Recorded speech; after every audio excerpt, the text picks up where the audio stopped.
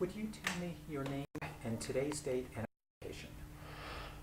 My name is Gilbert Metz, M-E-T-Z. I do. It is the date. It's the 25th of March, and it's close to noon.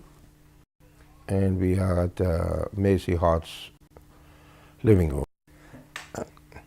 For the interview, I do not know. Nobody knows who the first Alsatian immigrant came to Louisiana, Mississippi, to the valley. But as far as I'm concerned, I was the last that came here in 1946 after the Holocaust, of which I'm the sole survivor, my family.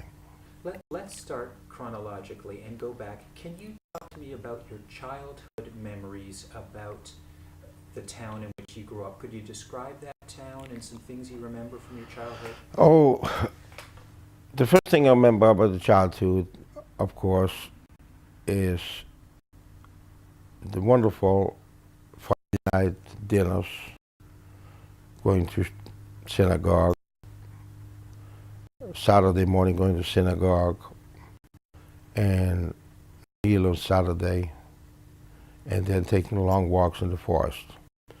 In the area where I was born, Belair, Schierhofen, in that area, the village, we had two houses. We had one of them in the country at Schierhofen, which is the ancestral home of both my mother and my father. As people should know, that Jews could not live in major cities till after the French Revolution, and where the Jews were granted their citizenship in September 21, 1791.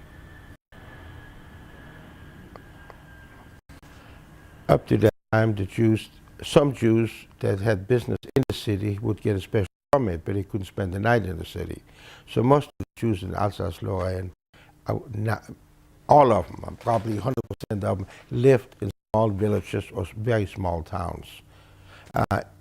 In the little village of Schierhofen, which was basically established by Louis XIV, coincidence with the Versailles, that they lived at one time in a little town called Fort Louis, which is not too far away, but it was starving to death. There was nothing to do. So Louis XIV granted them the right to move to Schierhofen. At that particular time, Louis XIV, Schierhofen, the little village, was something like 200 Jewish families, and there was only like 4 or 5 Christian, maybe 6 Christian families. We don't know exactly. Well, those were used, of course, to light the fire in the wintertime, to keep the fire burning in the wintertime, what we call Shabbos goys. And even in my time, my mother was very religious, and she was an attorney, and she taught Talmud because she couldn't get a job in a law firm. Later on, she taught law at Strasbourg, but she was very religious, and of course, we had a kitchen maid, and my mother would not touch a piece of, no matter how old it got, she wouldn't put wood in the fire. Neither would she cook, but we heated everything.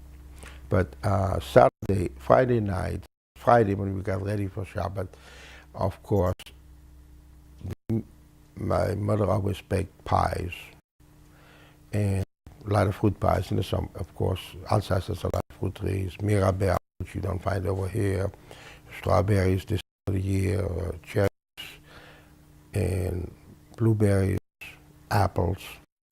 So on Friday we always had a very light lunch with a piece of pie, fresh baked piece of pie, and then at night, that afternoon, she would get to fix the Sabbath meal, which always included carp, because the river was very close by.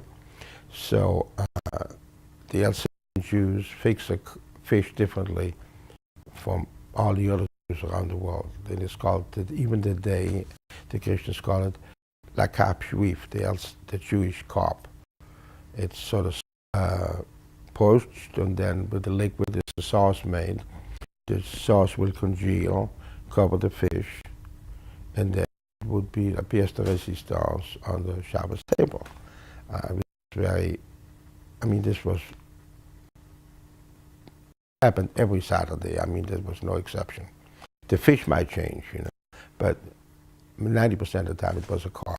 And of course we had soup and soup meat, and we had a shallot a lot of times, and we had in the year when the pears were ready what they call a beer cooker. It's a cooker made out of flour and suet, and for ingredients basically it was hard pears, and some of them were in the cooker and some of them were surrounded with, just were peeled. They looked very pretty because they were caramelized, and we left them whole, so it had a wonderful appearance too. And of course, wine.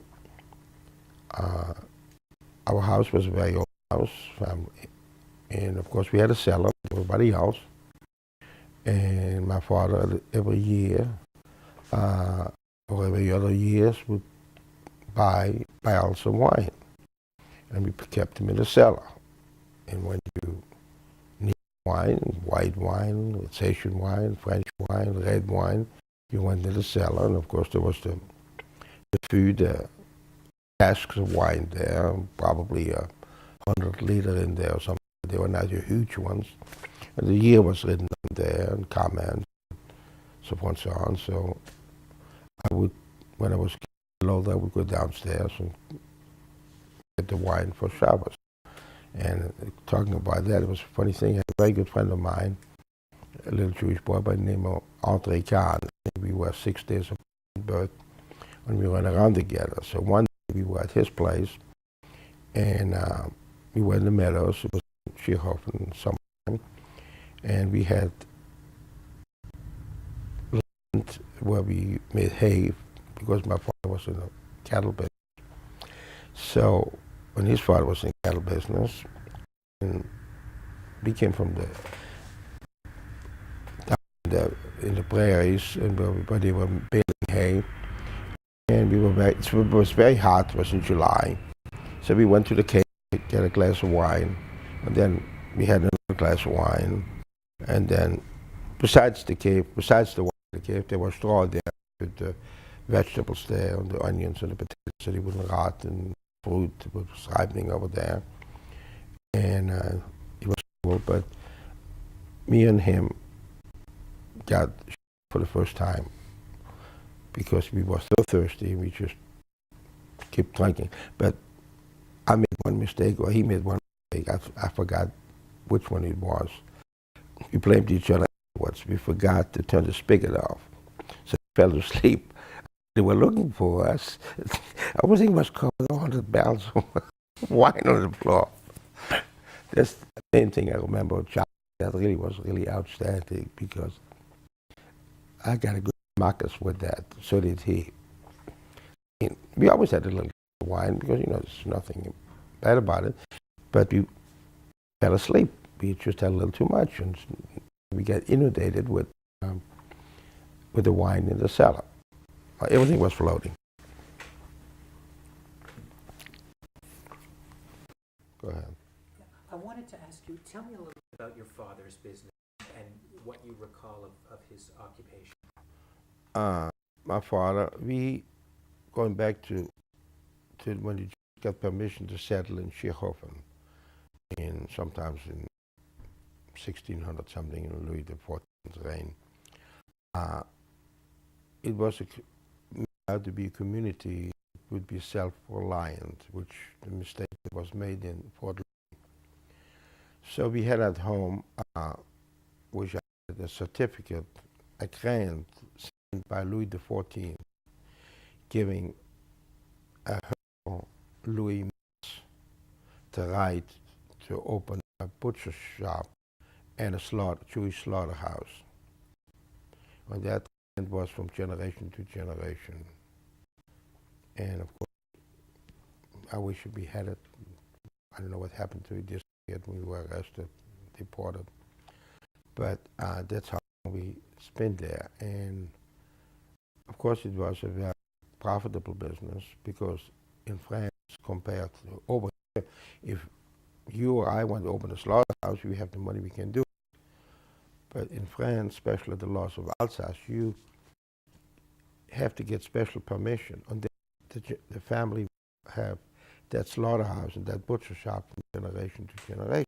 And there's no competition. Nobody else can open one there, except in a large town when later on they declare. So when you sell a business, you're not just selling the business by itself might be worth $1,000, but the right of the business, what is known as le fonds de commerce, might be worth $500,000, when only the business is worth $10,000 per se. Somebody else will buy it to another slaughterhouse. And of course, where at the beginning it was strictly kosher slaughtering. Of course, in my father's time, we slaughtered and we sold the meat, especially the hindquarters, to butcher shops. And my father was one of the first persons that realized the importance of air conditioning in freight cars. And so we had to buy. So we bought some refrigerated cars, rail cars. His name is on it. I remember that so well the first time I saw it. And we would ship the better part of the meat that brought more money and it's more valuable, like the fillets and the better steaks, and we shipped them to Paris, to the house, where we had a broker. And we done that once a week. But all our cattle was slaughtered by the shop, which happens to be the Hasen. And it was done according to Mosaic law, you know. The animal had its coat cut by Olive, by a knife, and with one stroke. And I remember the time I had the honor of slaughtering an animal that was one of God's creations. We take a handful of ashes and put it down so the blood would soak into the ashes. I'm not a rabbi. It's the sanctity of life. You just don't kill something for the sake of killing it. There's a ritual and, of course, a prayer involved in it. So I used to bring the ashes and put it down there, and the husband would come get it when he would do it. And then, of course, depends. You slaughtered, 10, 12, 20 cattle every week, and then afterwards, the rabbi would come and inspect the meat to see if it was kosher or wasn't kosher, put the seal on there. And then the following day, the French government inspector would come and inspect the meat. It was basically formality. But because they knew that if it was rejected as kosher, it still was 99% of the time, could be sold to Christian butcher shops. Because one could make a piece of meat treif, unkosher treif, is the simple fact that the lungs might have been attached to the rib cage, or the the kidney might have been diseased, or any of the minor things which made it not kosher, which makes it treif, but at the same time passed the law of purity as far as the government was concerned. So, tell me a little bit about school. Where did you go to school, and did you have a religious school as well? I went to school in the first year. I started in 7th grade because I could read and write when I started school in French as well as Hebrew. My mother taught me to read Hebrew and French when I was about 5 years old. By the time I was 6 years old, I could read, decently, So the first year, I went to public school for about, I think it was half of the summertime home, and then from the second year on, I went to the college in Bishville. And college, lycée, French system is public school and private schools. And so I went to college in Bishville, and we were in the summertime in Hoven.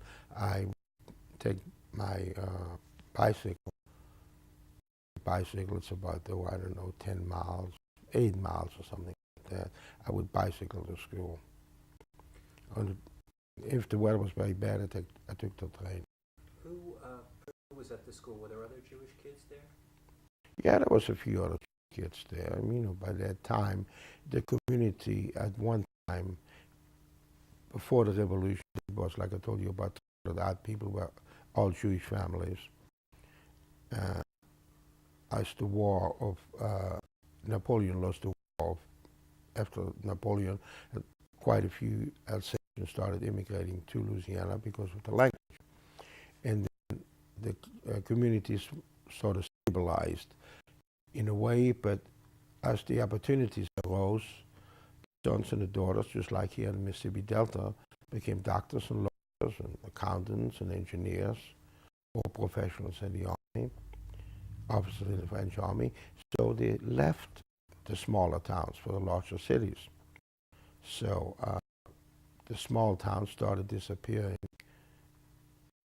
in a very gradual way at the beginning. But after France lost the War of 1870, the Franco-Prussian War, and Alsace-Lorraine reverted to Germany, that's when you had a big exodus of not only young French Jews, but also a lot of young Christians. Why was that? They didn't want to be German. What was wrong with being German? After the French Revolution, the Jews of France were not any different than the Jews in Europe. They were not even second-class citizens. They were third-class citizens, basically. There's only certain trades they practice, like money business, cattle business, be a slaughterhouse, be a baker. They couldn't be a brick mason because the guilds that controlled the brick masons the guild might be called upon to build a church, a Catholic church or a Protestant church. And God forbid if a Jewish mason would start break down, that whole thing would have fallen down. You know, God himself would have struck the whole structure down. So it was very limited. And you have to remember something. The French Revolution of 1789, and by the law of September 21, 1991, 2 years later, is the first time in modern history that the Jews were granted full citizenship, like any other Frenchman. They could own land now.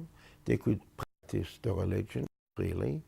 They could choose any kind of profession that he wanted, whether it was a brick mason or be an officer in the army or a regular enlisted man. They had that right. They had a right, every other right that the citizens were entitled to. So therefore, that during the wars of Napoleon, a lot of young Jews were conscribed to the French army. Napoleon had the idea that if you integrated that group of people, that really was a third as far as he was concerned, because they didn't fit with anybody else because of the restrictions that were imposed on them for all those years. You know, they had their own schools, Jewish schools. They had their own Sehedrin in Strasbourg, which ruled religiously. They were never registered in the local courthouse. So the only way the Alsatian Jews, like probably the Jews in Germany, which were allied to it as far as the same type of people in the Rhineland, Lorraine, the only way you can take of them is by the records that are kept in the synagogue by by the circumcision, the mapat, which was at the beginning the clothes that the baby wore, that later on the mother embroidered and put there. And on that mapat was written on there the day of birth in the Hebrew calendar. His name, like my name is Gershing. I was named after my grandfather, Gershing Ben Shlom, my father's name, Sylvain, was actually Solomon. I mean, Gershing ben Shlomo ben Gershing, Gershing, son of Solomon, son of Gershon, son of Herzl. So when you made a mitzvah, when you were 3 years or 4 years old, when you were ready for Sunday school or for Sabbath school or Hebrew instructions, you brought your map you brought your map up to the Aaron, which is the bima. We call it the seat of Aaron in Alsace. And so therefore you brought it up there. And that's the first time you really were allowed to go on the bima, on the elevation of Aaron. So you brought it there, and it was kept in the communities. And that's the only way you could trace your ancestry back. Now, unfortunately, we were completely disregarded. There never was any record of their birth whatsoever. The only record was of death in the basic force, which is an Alsatian word that's bad Hebrew, the house of the dead. The cemetery is basic force. So you see it on the headstones, but otherwise there was no record for it. Now, as Napoleon, one more fact, if you people know that, when the French Revolution came along, there was 50,000 Jews in Alsace-Lorraine, and there was only 20,000 in all of France put together. And one of the reasons was that Alsace was owned by very small landlords that needed the income from the Jewish tax. Where in France, the Duke of Burgundy or the Duke of Normandy or Orleans owned 100,000 acres of land. He didn't need that extra little income. But the small landowners in Alsace needed it, and that's the reason Jews lived in those little places and let me ask you, survived. we had talked about the feelings against Germany, but it's, even though there's the French Revolution and the emancipation of the Jews in France, the wave of Jewish immigration from Alsace comes after emancipation. Did emancipation work in Alsace? It was a very slow process. But going back to what I said previously, it didn't finish. Napoleon forced a lot of the Jewish young men to be, Alexander Wild, which is one of the ancestors on my mother's side of the family, was a famous writer on the right story of Gumbo, that was subscribed into the army, as conscript in the army. And his mother really didn't want to go there, and most of the Jewish mothers didn't want to go there. You have to remember one thing. The Jews one time, 2,000 years before, were warriors on their own battles for 2,000 years in Europe. They couldn't be soldiers. So by conscribing in the army, Napoleon really was very ingenious of doing it. He exposed not only the Jews to what it is, like Gumbo says in Alexander Wild's book, when he gets something, his sergeant or lieutenant told him, he said, he said, he was married and he didn't even know his member's wife because his mother married him and he didn't realize, because she didn't want him to go and be subscribed. We were married, you were accepted or something like that. Anyway, they brought the young girl there. He didn't know how old he was himself exactly. And she brought him there and they got married.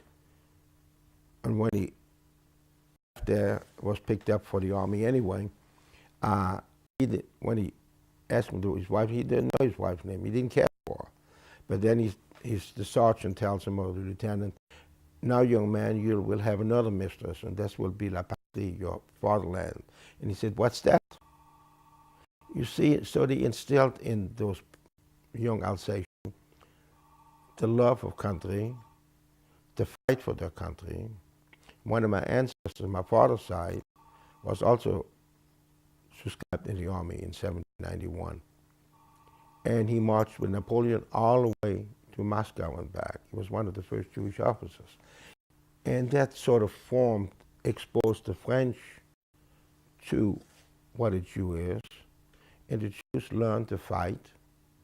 And like Gumbo says in Alexander's book, he enjoyed fighting. He enjoyed the battle. And he realized now he has another mistress, which is his country, besides his wife. And that love has grew over the years. By the time it grew over the years, especially with the Alsatian, because they were very grateful. To them, it was another deliverance from Egypt, where they prospered very fast and very well. And so, therefore, their love for France became very, very important to them. Give you my grandmother was born in 1850, I think. And though Alsace became German in World War I, every time France had a victory, she raised the tricolor, the French flag.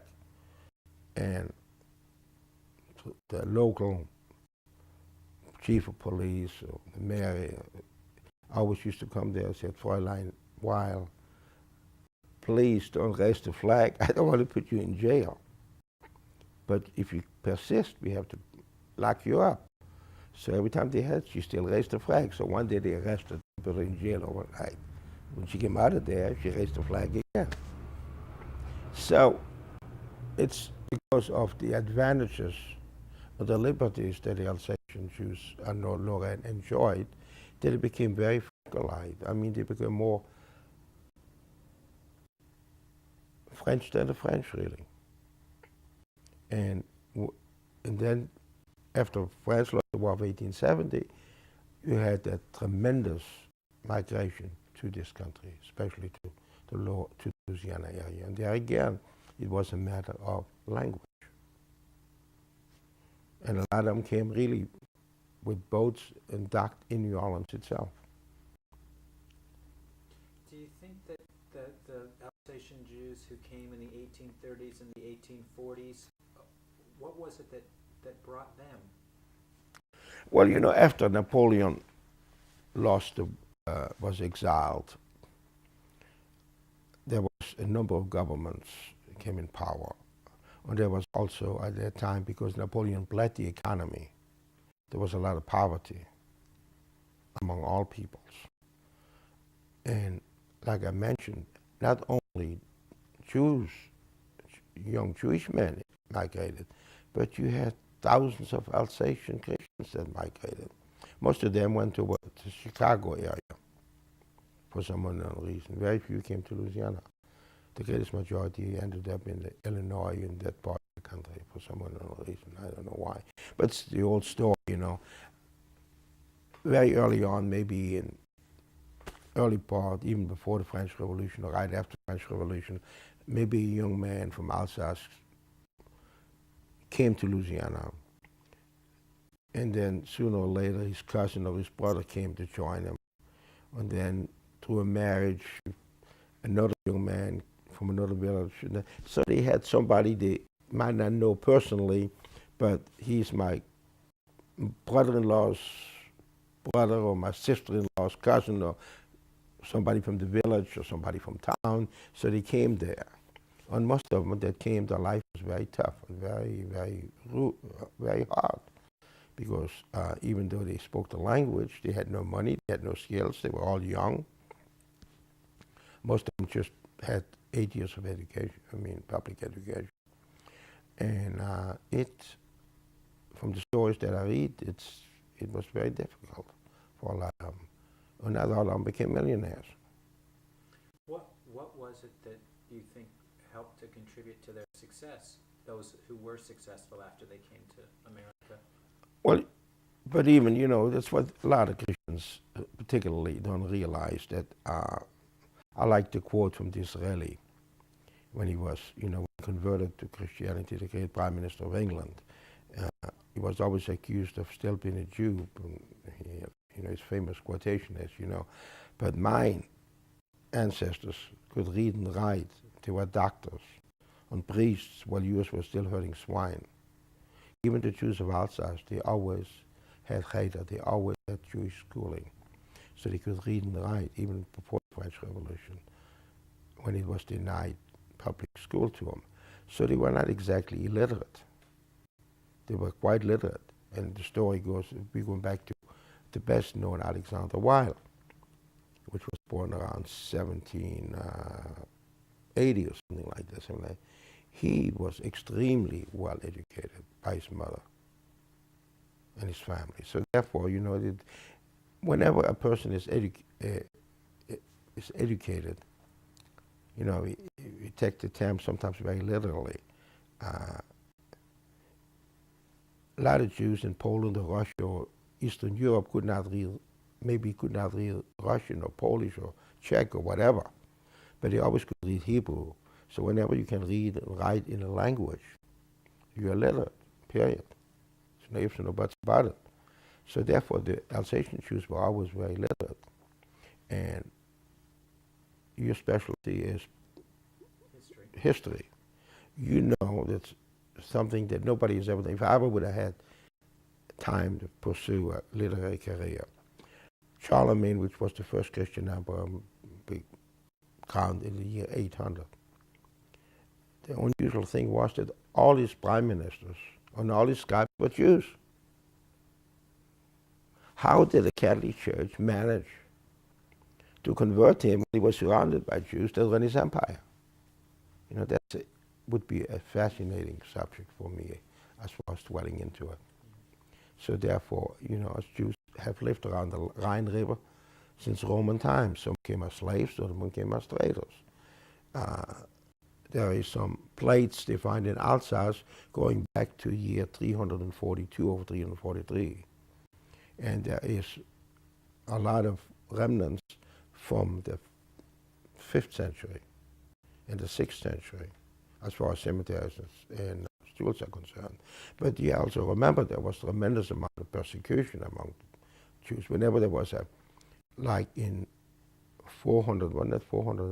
893 or 423, I forgot which date, and St. Valentine's Day, there was a pestilence in the country and they blamed the Jews for it. And in Gundersheim, I think, or one of those little towns, very few people escaped the death. The population was just massacred because they were responsible for it. And of course the Jews of Alsace, like in the Rhineland, suffered the greatest losses. It's just about annihilated during the 7 Crusades from 1096 to 1270. We had a big yeshiva in Metz, and that yeshiva was completely destroyed. After the Crusades, the Jewish population of the Rhineland and Alsace disappeared, probably 90%.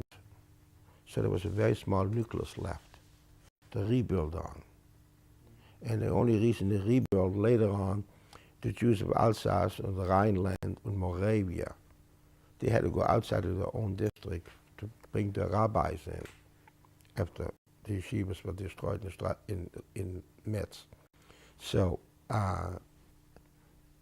it was